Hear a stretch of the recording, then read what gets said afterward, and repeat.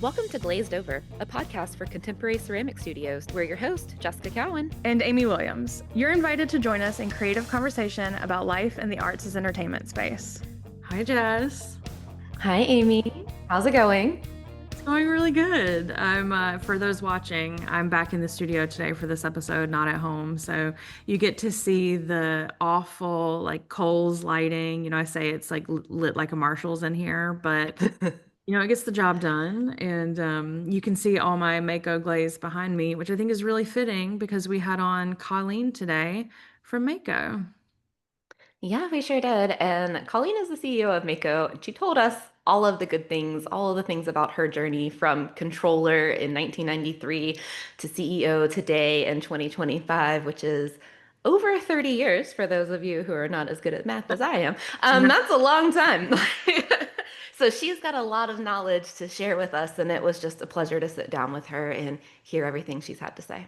Yeah, and it's just so cool to see, like, a woman run a business this big, and just to also care so much about her team and the employees. And I have been lucky enough to go to the Mayco factory, and it's incredible. I mean, I was just like in hog heaven because you see everyone making glazes and packing it, and it's just like it'll kind of blow your mind to think like, oh, this bottle that I'm holding in my hand like really does all happen in this building. And that's just, I don't know, there's something really special about that. But It is. It's really encouraging. It encourages me to know how impactful we can be in the little things and the big things alike.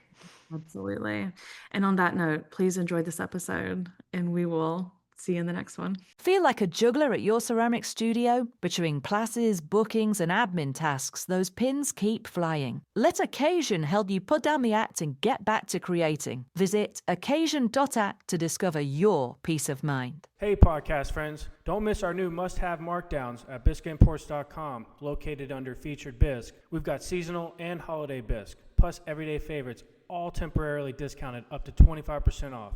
These items are not discontinued, they're just marked down for a limited time only. Items will be added and removed all the time. So if you see something you love, grab it fast, stock up for the holiday season, and save while you do it. Head to biscuitimports.com and shop those markdowns before they're gone. As a small business owner, saving money is key to running a successful studio. When you join the Contemporary Ceramic Studio Association, you unlock exclusive discounts with industry suppliers, saving you on everything from bisque to glazes and clay tools. These discounts could easily cover the cost of your membership, and then some. Don't miss out on the savings that can help boost your bottom line and keep your shelves stocked with high-quality supplies. Learn more about our membership discounts at www.ccsaonline.com. Tell me, I've been lucky enough to have gone to Mayco, and I know that you're currently in, and we do have some watchers on YouTube. Tell us a little bit about this setup that you have and what you guys use it for. Yeah, so this is our video room where we do education. It's actually in Caitlin's office, who's our event manager. And we can do all kinds of things. Our sales director, Dom Zamponi, can have meetings with our distributors on a more global basis. If we want to have one-on-one meetings, we do teams in our offices, but this is really set up for a larger audience. Mike Harbridge, Krista, and can do whether it's education or business ideas. We can change out the background. Oh, nice. Yeah. Depending on the audience, if we want to focus more on PYOP or potters or art educators, we can kind of customize the backdrop. We can put, here's what's new. So this is a kind of a dedicated space where we can, talk to people. And, up until COVID, we really didn't have a good place. But, since COVID, and we've all developed our virtual skills and, using Zoom and now Teams for communication, we really needed a more permanent space. So that's where I'm standing. That's really smart too, especially that you can change the backdrop. Like you can get some out of it. We can customize it to what we're doing. We don't have to disrupt everybody. And that's an important point is, every event doesn't have to be oh my gosh, so yeah, this is a good space. They've worked hard on it.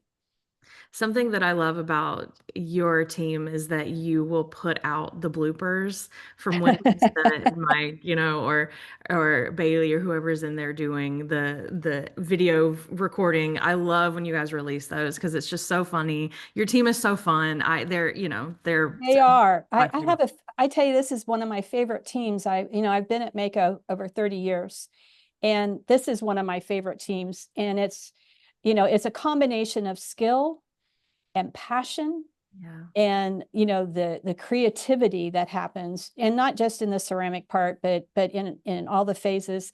And I think that, one of our, primary, goals in marketing is to make sure we have practitioners on staff, so that we have Krista, who's owned a PYOP. We have an art educator. We have several potters on staff. We have low fire hobbyists, or people who would appeal to how they use products, so that we have people who speak the language. And that, because I think we relate it to the TV show Cheers, where everybody knows your name, so that when people see us, they get us. They like, oh, they know me. And because we've walked in their shoes, or we understand how they use products. And I think that's so important when you're educating consumers, that we're just not sitting high on the mountain saying, this is how you need to use our product. No, we know that you'll cheat. We know, we know. And Yeah. so guess what? We're going to teach you how to do it right. And then we're going to tell you where you can cheat. And because we know people will do it, and we're going to try to make our products fail. We'll do dumb things like put them in a microwave or something. And, that's important, because that's what consumers will do. And, we try to educate, it's so important. Education is as much about building confidence in using our product as it is creating, because the more people understand and know our products, the more freedom, the more confidence they'll have in going outside of the box, or using products in a different way, and really kind of stretching the performance. And we love that, and I agree. I think the bloopers are almost as important, because it shows us that we're humans too. And that we have oopses and failures, and whether we misspeak, or whether something doesn't fire well, or whatever, we're just like our consumers. And I think that's an important part of who we are as a company. Yeah, absolutely. And then you have people like me that kind of stay off to the side, because everything we would do would be a failure. And I don't believe that for a second. oh yeah, oh yeah, No. oh yeah, it's true. But that's a good segue. Colleen, can you introduce yourself to our listeners? Tell us, who you are, what you do, for the three people that maybe don't know what it is that you do. Yeah, sure. Give us a little rundown. I'm Colleen Carey Brennan. I am currently the CEO of Mayco.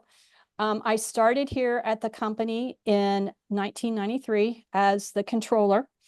I answered an ad in the Columbus Dispatch, and because I'm from about an hour south of here, and I had it in my mind that I wanted to attend Capital University and obtain my MBA. And I thought, well, it'd be really smart to at least have my work and college, in the same town.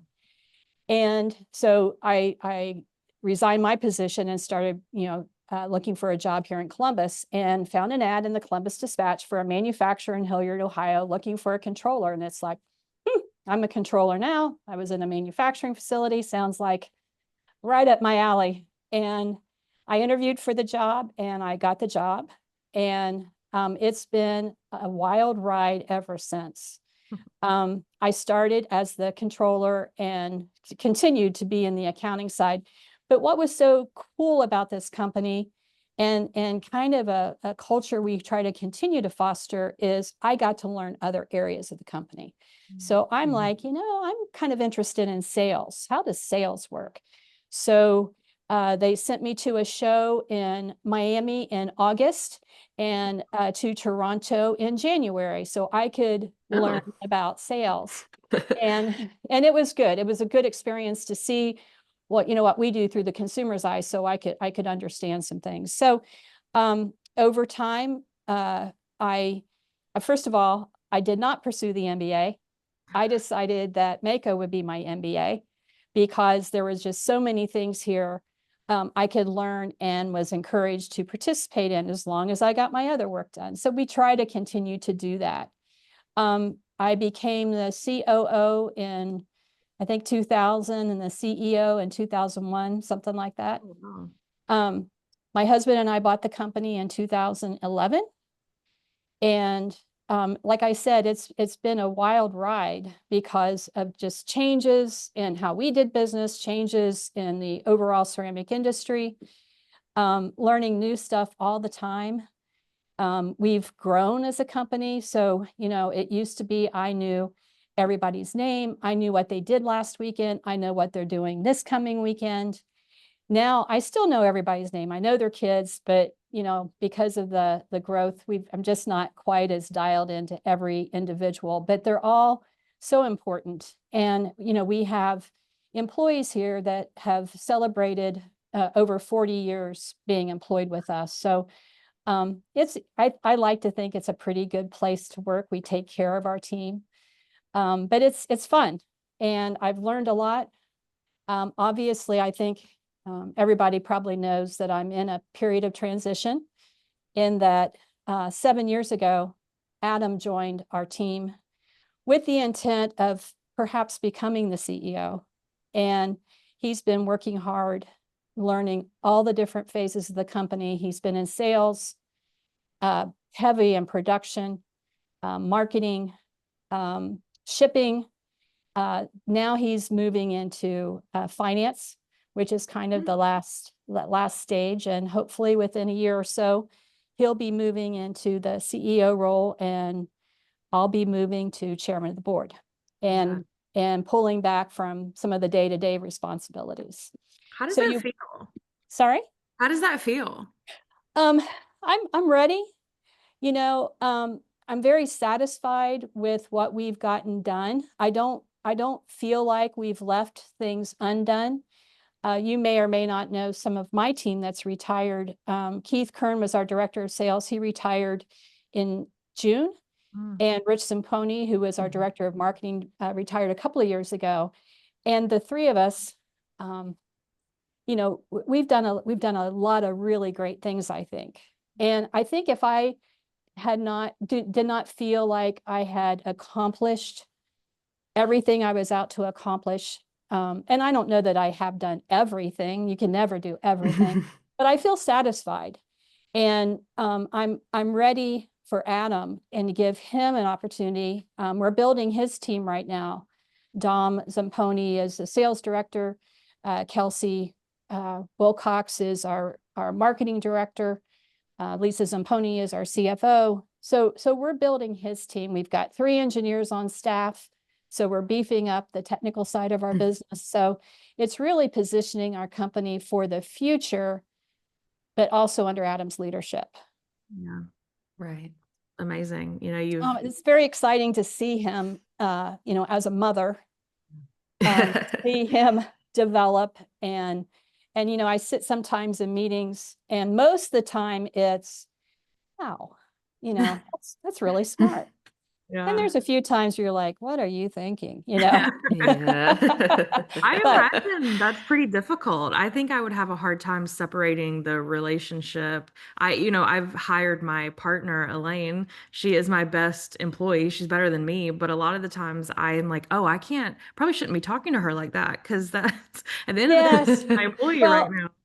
When we started into this, we agreed that, we would never let the company and our business interfere with our roles as mother and son or family. And, he's an adult. He's in his 40s. So it's not like he's a child. And he has his own family. And so that in of itself is a change of dynamic. And we just work really hard. And, we have our disagreements, but they're always professional and trying to understand, seeking understanding. And, sometimes we do it his way, sometimes we do it my way. But at the end of every one of the conversations, it's our way. We get on board with each other. But we ride back and forth together a couple of days a week. And that helps give us time to talk about things we want to do or some things that are going on, so that we can try to, when we have our family dinners, when we have those things, we can be about family. Now, having said that, my husband is the director of IT here. And my daughter-in-law, my other son's wife, Reed's wife, Elizabeth Carey, is our design manager. So when we sit down to dinner, of the 6 adults, 4 of us work at Mayco. So we can, but if we include Adam's wife and my son Reed in the conversations, because sometimes their insight is good, because they're outside looking in. But yeah, this is a family company in about every way you could define it, whether it's us as a family owning it or running it, or we have other families that work here, parents and children. We have a family environment with each other. We think of our team members as family, and want to support what's going on in their lives. So we work hard to keep that culture going. And sometimes it can be a little bit of a challenge, because at the end of the day, you still have to work, right? But Yeah. I think people appreciate that we recognize the importance of family and try to support what's going on with everybody. So Yeah. yes, we're a family company, I think, in every way you can define it. Can we go back to your first position at Mayco? I'm not familiar with what a controller does. Can you? Okay, a controller, basically I was in charge of all accounting functions, administrative functions, banking, legal, HR, anything that is not in production or shipping or sales or marketing is basically was under my purview. I'm a CPA, so accounting is my first love, and I still love to roll around in the details. And even though we have a CFO and an accounting manager, I'm still very involved. It's who I am. And I still enjoy that. Now, not to the degree, of course, that I did 30 years ago, but it's a great way to learn about a company. And at the end of the day, the financial measurement of your performance it's not the only thing, but it's probably the most important thing, because that's what's going to keep you in business. Yeah, absolutely. Yeah. And when they sent you to Miami and Toronto, who were you selling to? Was it or? So we were in Miami, we were at a distributor's event, and it was called the Moldorama. And we sold a bunch of molds, and we were in a warehouse, and it was 120 degrees, I swear. Oof. And it was good because I saw, a lot of consumers there. But it gave me a great introduction to that traditional market. And then Toronto was a very different experience. I went by myself, and it was a show. It was a trade show. And, I alluded earlier that I am not a ceramist by any stretch of the imagination, but I had to demonstrate. And we had this mold line called Roly Poly Santas. And our director of education, there was a 4-day show. So she designed 4 different Roly Poly Santas that I could, bring out and look like I was painting, and then I put it away like on a cooking show, and the next day bring out the one that was a little further along, and I did that for 4 days. Wow. I don't know that I fooled anybody, because most of the time I was talking and explaining about our products and that sort of thing. But probably the funniest and one of the more important takeaways from that, Nancy Darby was her name. She was great. She's who I was certified under. She just did a fabulous job with education. So she came in to make sure I was ready to go. And she goes, "Do you have your brushes?" And I'm like, "Oh yeah, I have my brush." Oh. No. And so she said, "I'll be back." So she came and she had like this accordion thing with every brush we made. And I said, "Nancy, I really only need 1 brush." And she said, "How are you going to sell all of these brushes if you don't Yeah. use them?" Smart. Oh, Oh, So yeah. I used all those brushes those 4 days. Probably not right. But by gosh, I used them. But that was a really important thing. And, if you translate that to the PYOP world and you talk about upselling, what else can you sell? With, oh, don't you want the saucer that goes with that mug? Or don't you want, this that goes? And so it was a good lesson for me to learn about upselling and or broader selling than just the one little brush that I would have promoted. Yeah, absolutely. Good lesson. What have you noticed about the paint your own pottery industry and how it has maybe changed over the last few years? Well, I think, well, first of all, I've been involved with the PYOPs directly since the year 2000 when I joined the board of directors. And I was the treasurer, I think, for 2 terms. So I've seen a lot over those 25 years, and I've seen various, we mosaics and wood and glass and canvas and all of those things. And I have nothing, additional revenue streams are important, and you want to bring in different customers, but and we've also had a lot of turnover in the studios. As we've seen studios sell and new people take over. And I think initially when the PYOP started, we had pioneers that were willing to try different things and, um, wasn't afraid to get out of the box and well, let's do it this way. You had to, because there was no format. There was no, here's the blueprint for how to run a PYOP.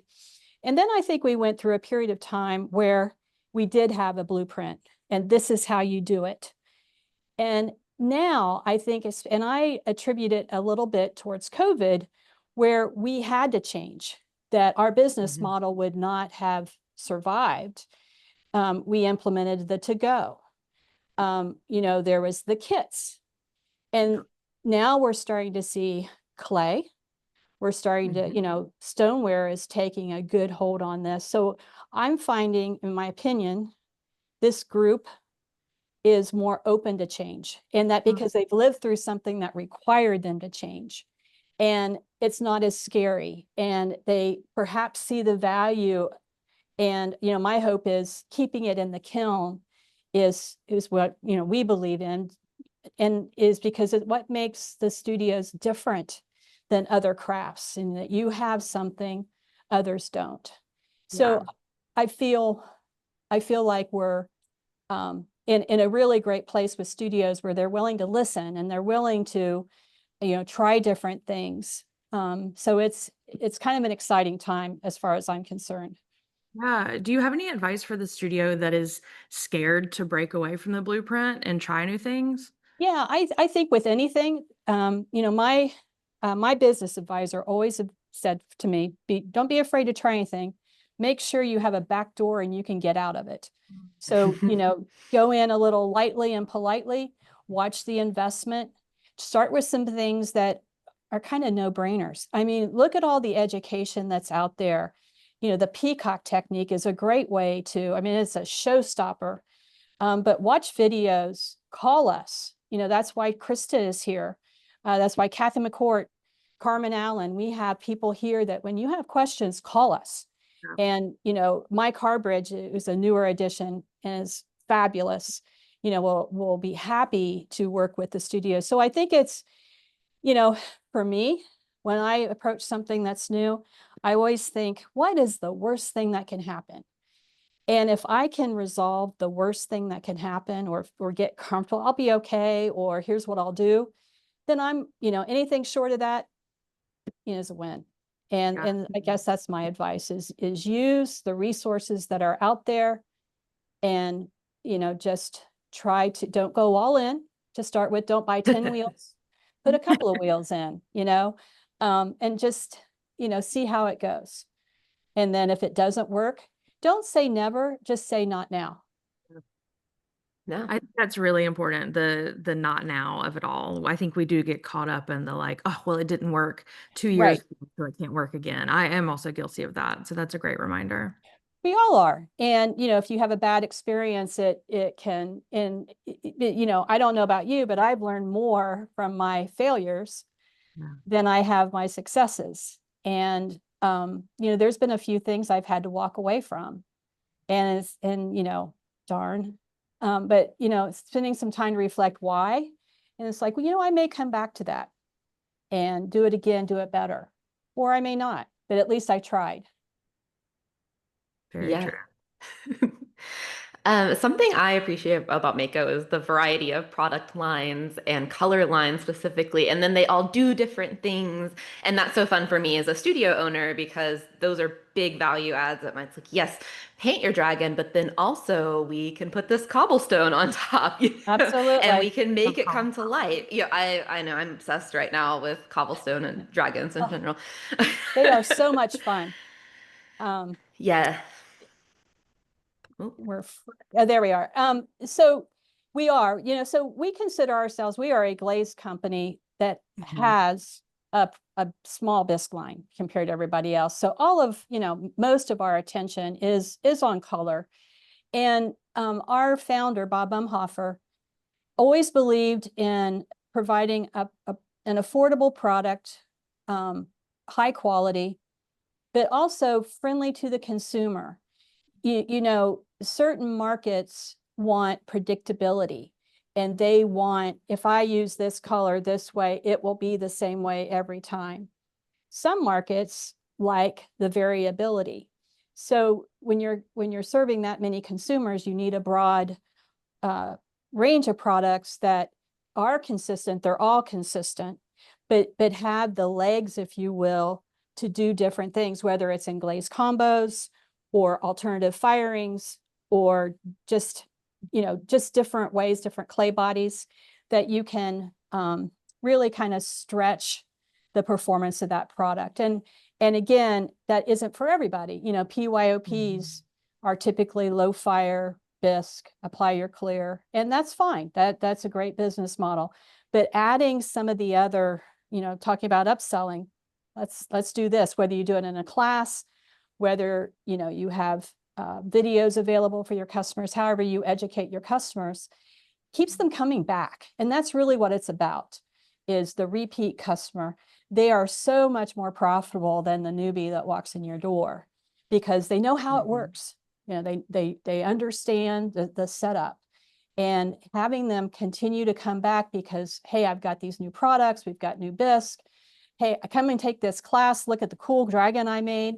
That just brings them back. And as I say, those are your most profitable customers.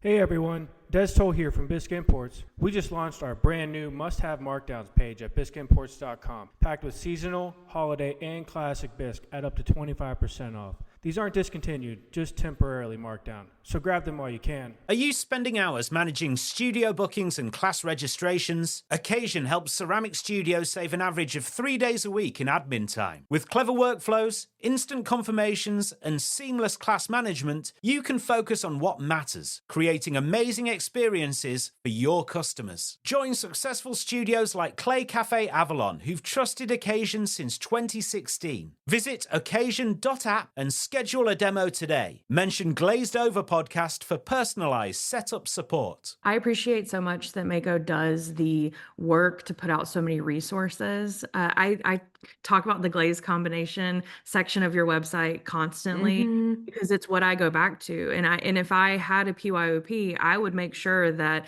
I was keeping, 7 or 8 elements glazes and jungle gems and having these kind of like special combinations that I can give to my repeat customer that excites them, because it's all there for you. You've done all the work, and it's so helpful. And that's what we're here to do. We have over 700 glazes, and nobody needs that many glazes. Sometimes I wonder if we need that many glazes, but I'm told we do. So, but having a smattering of glazes that perform in unique ways, or you can, whether you use in combo or whatever, you don't have to invest in the whole line. You can just go with the ones that appeal to you, and then change them out. And in 6 months, say, hey, I'm bringing in these in. Let's come in and play and do some different things. So there's very affordable ways to add some of the specialty products to your studio. And as right now we're doing series of techniques, and it's so much fun what they're doing. And it's not so much about designing bisque. It's more about here's how you use the product. And then you take it and you put it on your bisque. But I think it's not only educational, but it's inspiring. Now, a lot of PYOP owners don't have time to play.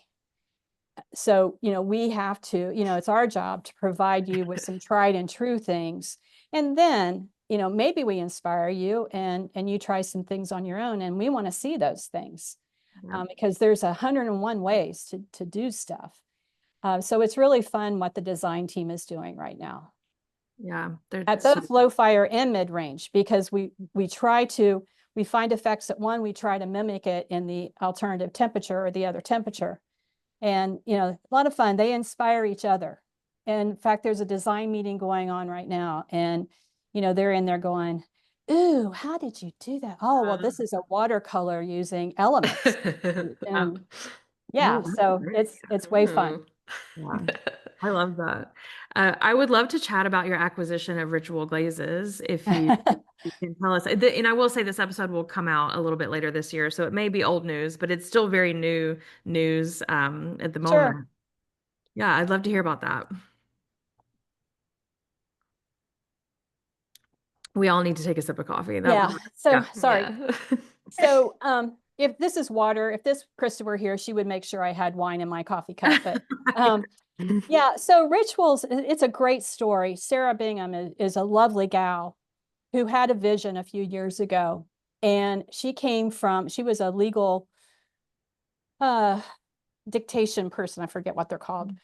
And got kind of tired of that and started playing around with some glazes and created this kind of phenomenon of gloop, beads, moon rocks, and craw, and actually kind of built a monster that she could not feed. The business just got beyond her capabilities. She was a small batch manufacturer, and I love that, because it's small batch bourbon, small, Yeah. It's capitalizing. Yeah. But it truly was small batch. I think it's 5-gallon batches. She used a Jiffy mixer. Wow.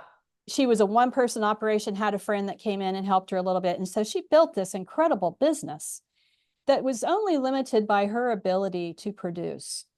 And she reached out to us one day, and it made its way to my inbox, and we kind of struck up a conversation. And I was very her story really appealed to me about how she started this, and she was an entrepreneur and by herself, and she did GoFundMe's and had some angel investors, and it's like, wow, she was so committed to this, and she really put herself out there. And so we started talking. So long story short, we acquired the formulas and have been working on developing or adapting, I should say, the formulas to our manufacturing environment. Obviously, we can't make 5-gallon batches. So, we had to scale things up, and we have a different manufacturing process.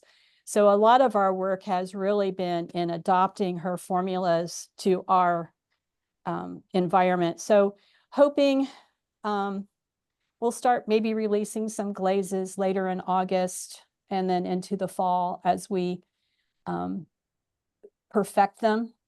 Exciting. Again, we have, because we ship internationally, we have some other constraints that she didn't deal with for shelf life, for stability and shipping. We have some things that we have to take care of. So it's a bigger process than just doing what she did in our factory. But it's very exciting. The artists are having a great time learning about the product. using it in combination with our stoneware glazes or different applications. So I think it's going to be real fun.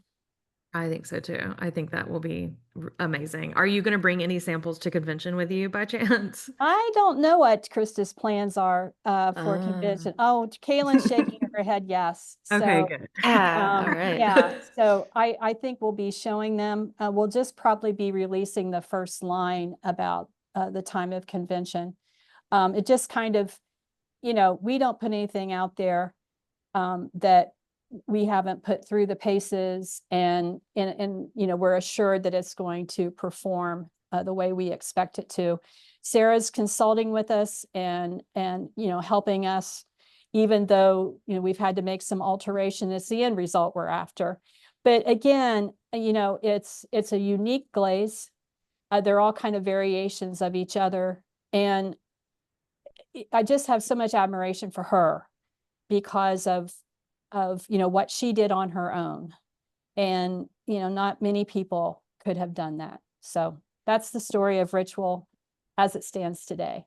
Yeah, and I think that's such a testament to you, talking about a blueprint and not staying the same. Even Mako is willing to kind of step out and try something new to see how it feels. That's very cool. And Mhm. that's part of that's been our business plan actually since the early 2000s, is as we started to diversify our markets into first the art educator school market, and then into the stoneware potter market.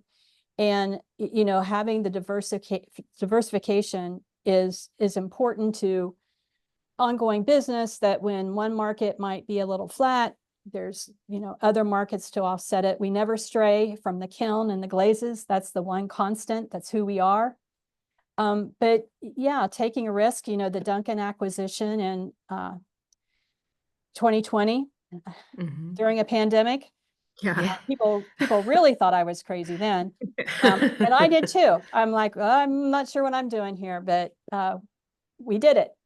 So it's opportunities present themselves, and sometimes not always at the most convenient time. And that's something that we've been working on, is when an opportunity presents itself and you can't currently do it, don't let that stop you from pursuing it. Because what if it's worthwhile, then you go back and you fix the obstacles, but don't let the obstacles prevent you from pursuing the opportunity. And I think that's how we ended up with Duncan, with Ritual, and some of the other things. I remember when we went into Bisque, we weren't sure about Bisque, so we went to our distributors, and oh my gosh, we had 5 containers that we filled right out the bat, and I was stunned. I didn't plan for that. So, but had I let worries about, will we have the right shapes? Will I have the cash? Will I do this? Will I do that? We would never have gotten there. So it was more important to validate, this is what we need to do. This is a good opportunity, and then figure out how to do it. Yeah. What year did you guys start with Bisque? 2004. That's so interesting. I didn't realize it was even that was not that long ago. No, it's been 20 years. And our participation levels have changed. Bisque is a product line for us. It doesn't define who we are. And we initially did it so that our Mayco distributors who don't have their own Bisque, because very few had their own Bisque, had access to some Bisque. Well, since then, there's other opportunities that have opened up. And now our focus is more what we want to use with design and education, and what kind of serves the greater need. But we're still, we I think we did 28 shapes last year.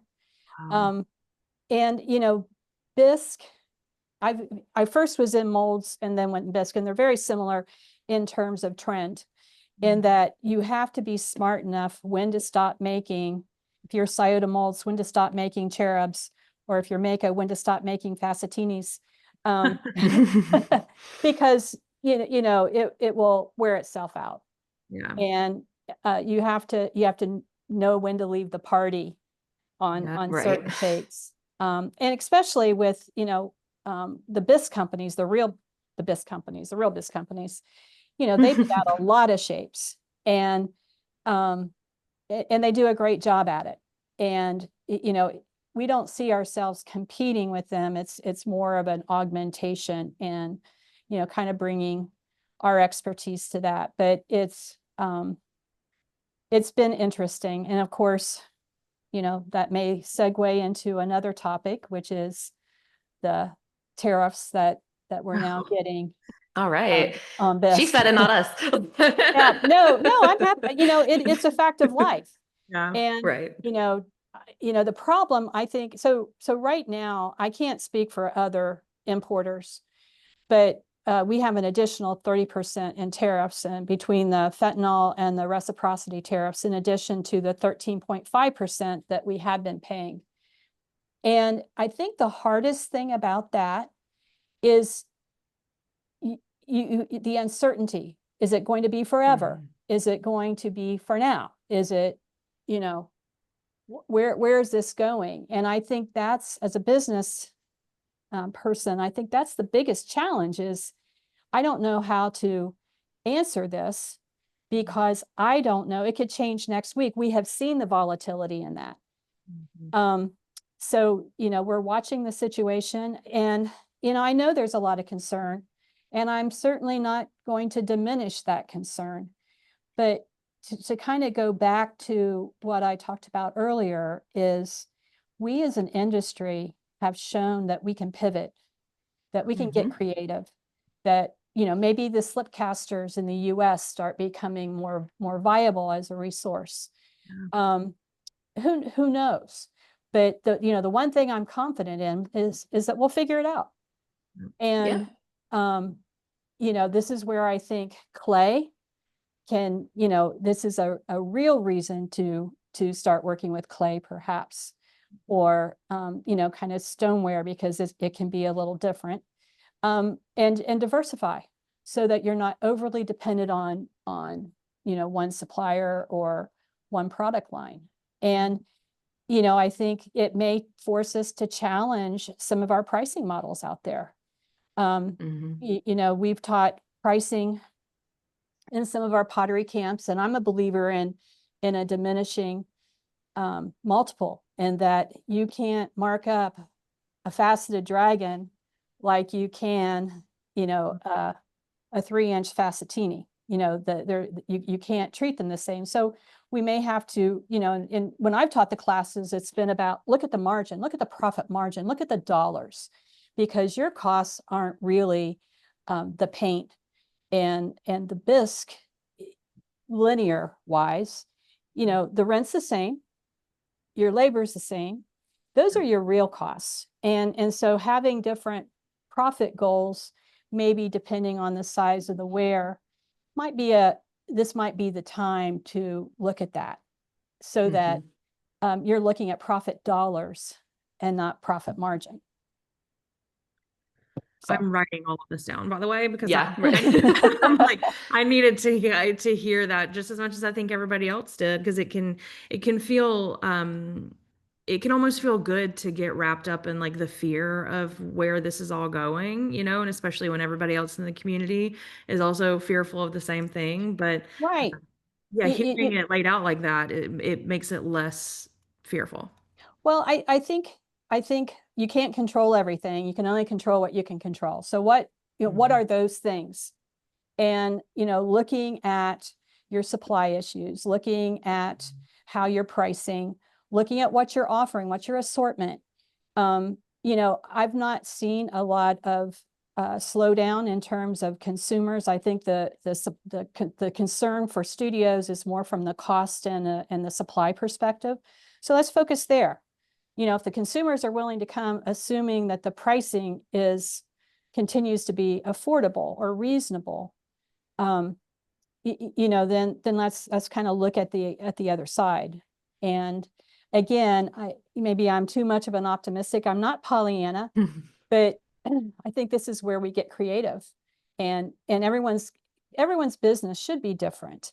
But here are some ideas on what you could do, whether it's to mitigate costs, or change some pricing, or add clay, or do some other things. Maybe it's more education. Yeah. You know, I will beat this dead horse until I'm blue in the face. But, I've always hoped that studios would consider being a retailer and selling supplies. I've said this story so many times that my favorite restaurant in Columbus is a seafood restaurant, and they have a big case where you walk in and I can buy that fish and take it home, or I can get it to go, or I can sit down there and eat it, but they're selling that fish every way they can think of. And I think that could be something studios could think about, as being a supplier. Yeah. Just a thought.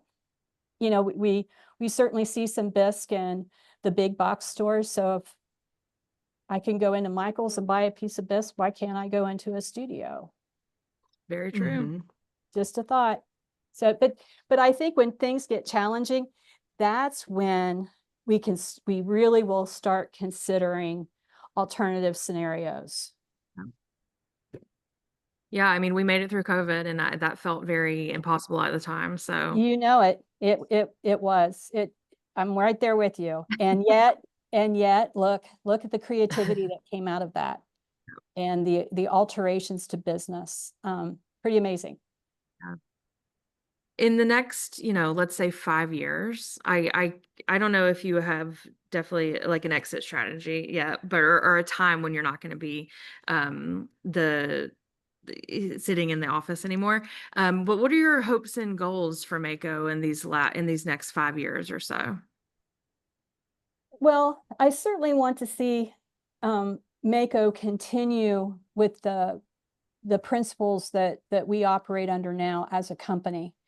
And I feel very confident that Adam will continue to embrace the family culture, the importance of team. Our employees are the heart and soul of our company. They're not easily replaced.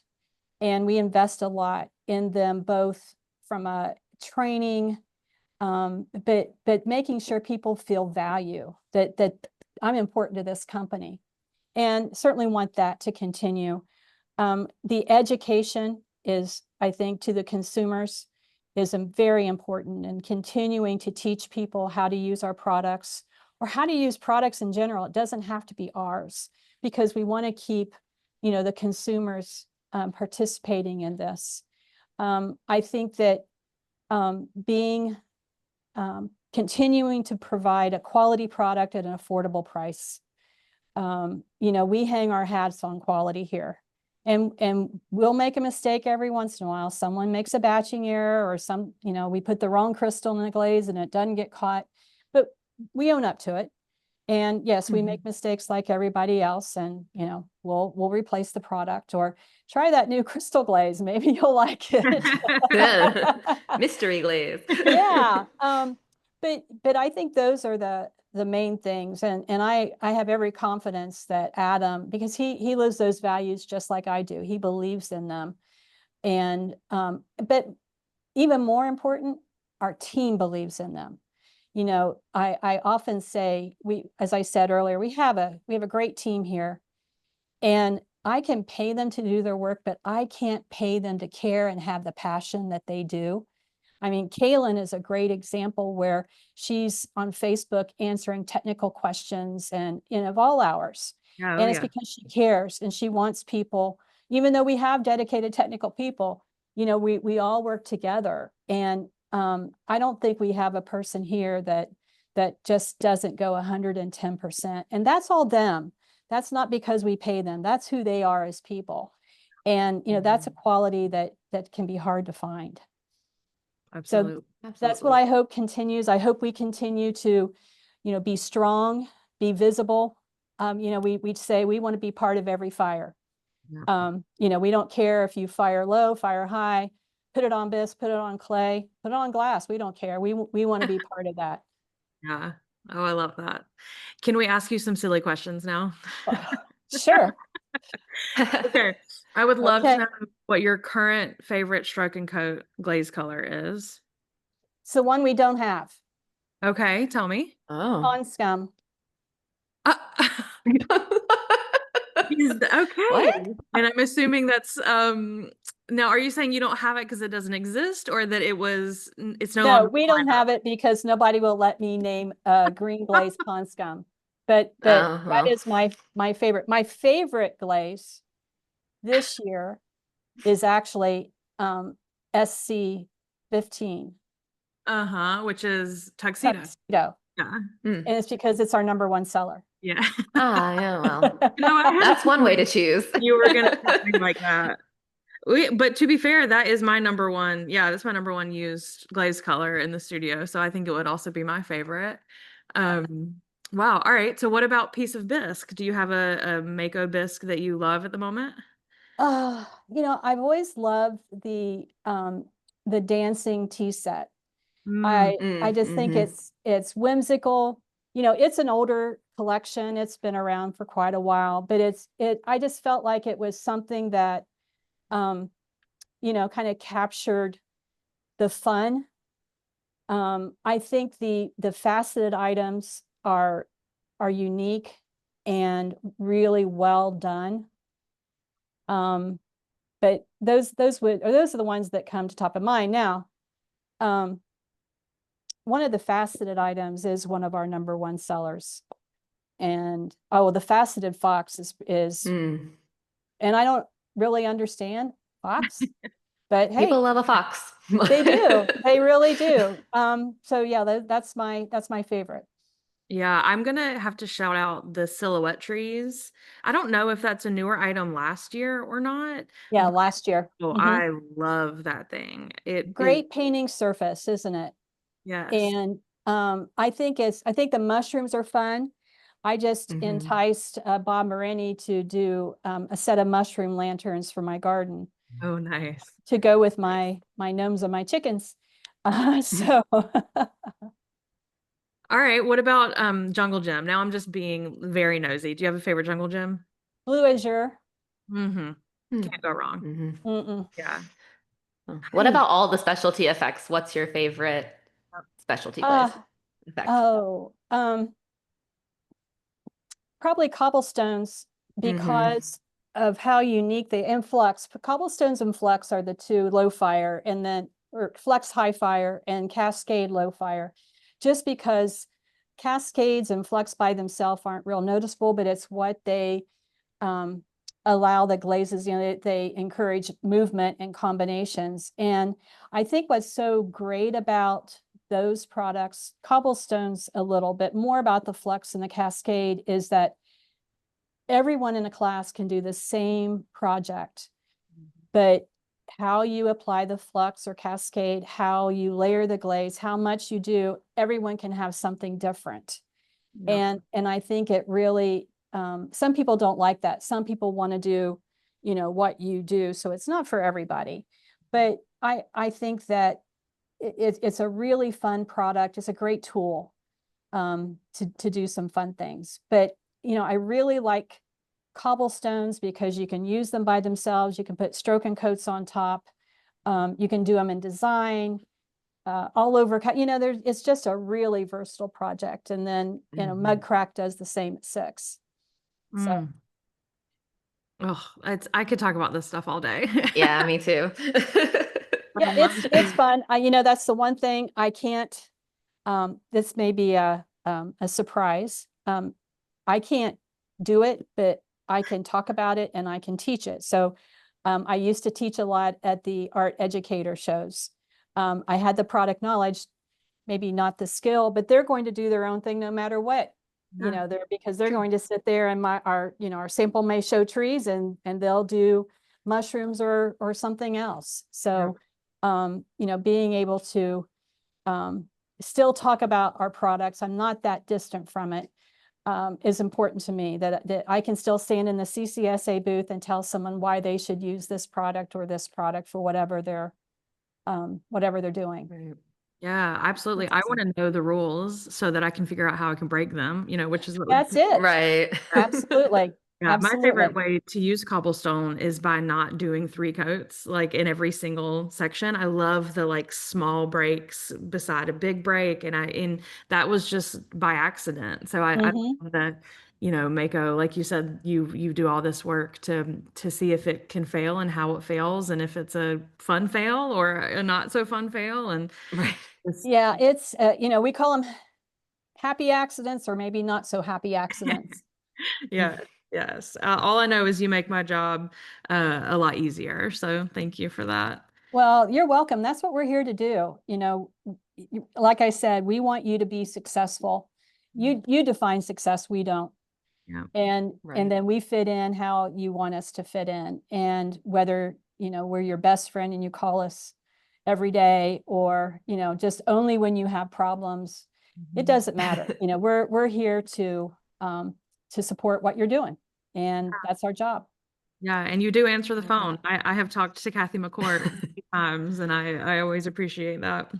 We do, why we can't put a product out there that we don't support. And whether Mhm. it's through technical support, education, uh, product specialist, I think that's a unique thing that if, you want to call and talk to someone about using stoneware, we have people here that have owned studios or in our practitioners and do their own thing.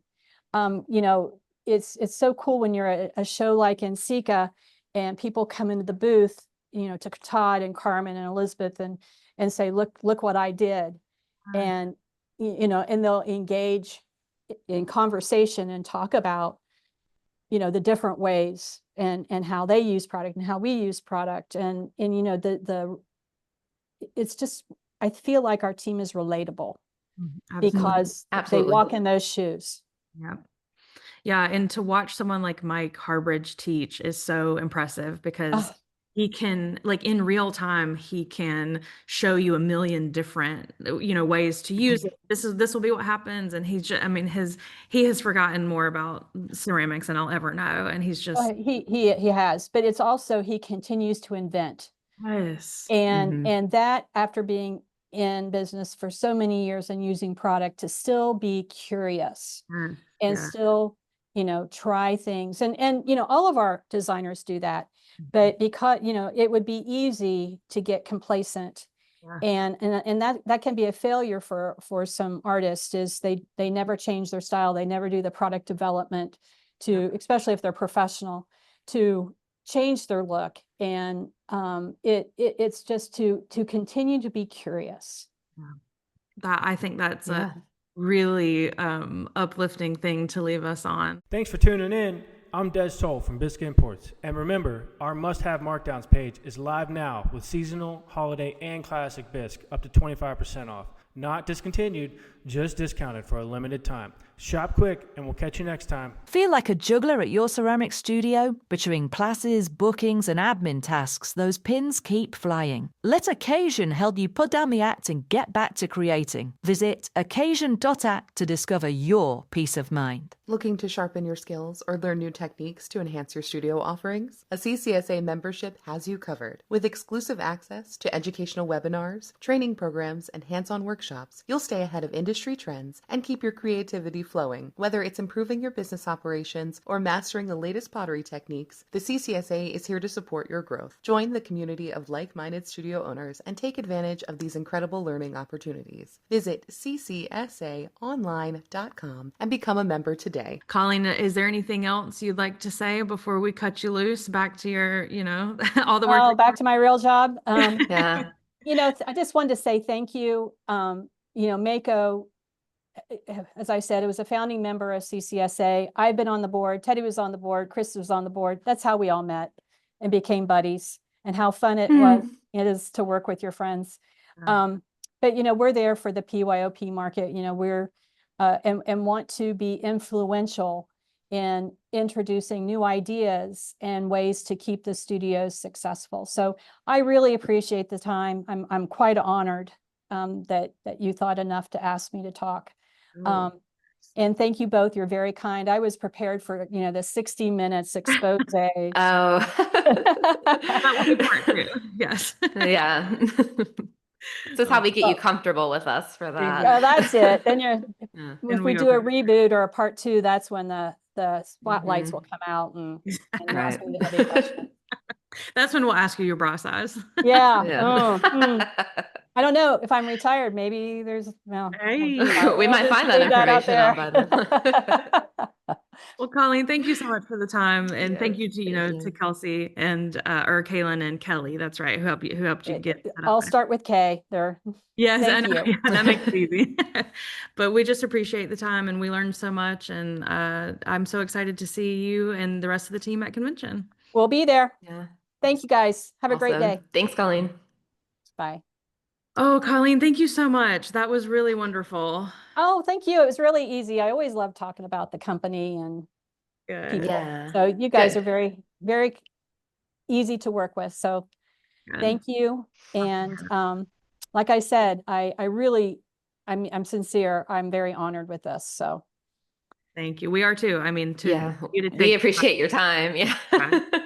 oh, I just sit up in my office and eat bonbons. It's no big. I don't think that's true at all. I do know you Oh, have candy in there, but I don't think that's all you do. Yeah, I do have candy. Well, you guys have a good day. Thanks You so too. much.